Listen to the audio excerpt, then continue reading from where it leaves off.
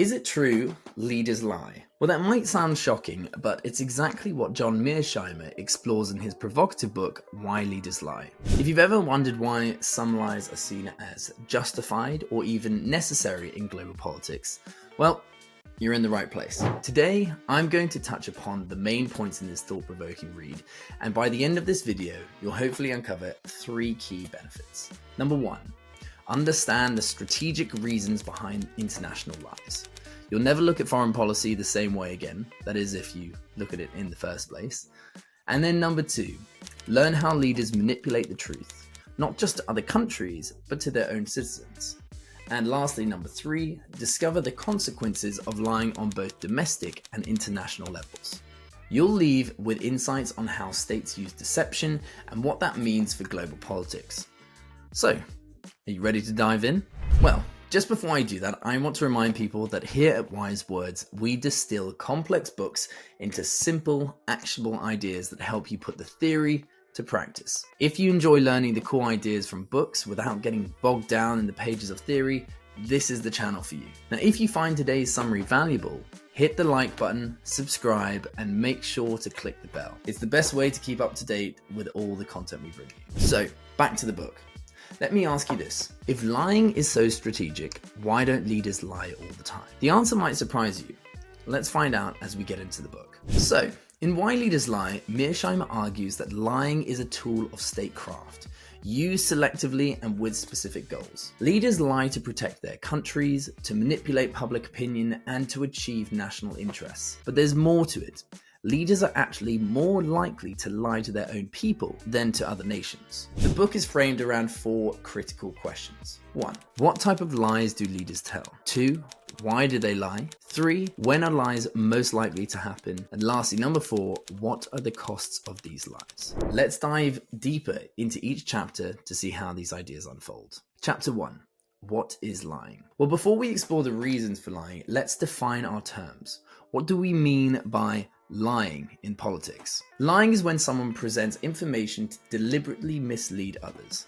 But not all deception is lying. There are 2 other types of deception: spinning and concealment. See, spinning is when someone manipulates facts to shape a favorable narrative, often by emphasizing certain details while downplaying others. Concealment, on the other hand, involves withholding information to hide the truth. But the heart of the matter is this.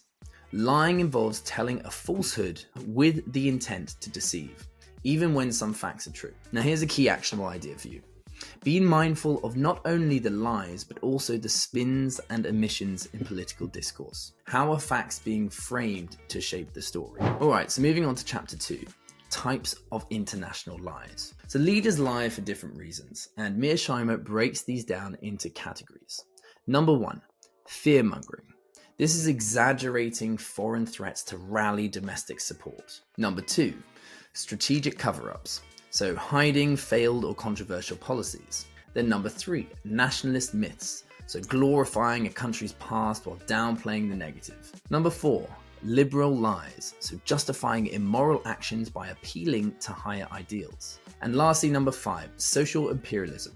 Lying to divert attention from domestic problems by focusing on external threats. And here's the truth that can't be ignored. These lies aren't just random, they are often calculated and serve a specific strategic purpose. So here's another key actionable idea. Watch how leaders frame external threats. Are they real or exaggerated? This understanding can help you sift through political rhetoric more critically. Alright, so moving on to chapter 3, lying between states. Surprisingly, leaders don't lie to each other as much as we might think. Why? Well, because if they did, diplomacy would collapse. Trust is essential, especially in areas like trade and environmental issues. Yet when it comes to national security, the gloves come off. Lying between states happens, but it must be done sparingly to avoid total breakdown in diplomacy. So here's another key actionable idea. Recognize when leaders are operating in low politics like trade versus high politics like war. The chances of deception are much higher in the latter. Alright, so chapter 4, fearmongering. Why do leaders exaggerate threats? Fearmongering is a powerful tool to mobilize the public. Think about it. If leaders believe the public can't fully grasp a threat, they might lie to make the danger feel more immediate and justify extreme actions like going to war. The logic? Well, sometimes leaders think it's in the public's best interest to be deceived, especially when national security is at risk. So a key actionable idea: ask yourself when you hear a leader talking about threats, how much of it could be hype designed to push a specific policy. Consider the bigger picture. Alright, so chapter 5, strategic cover-ups. When policies fail, leaders sometimes lie to avoid public backlash.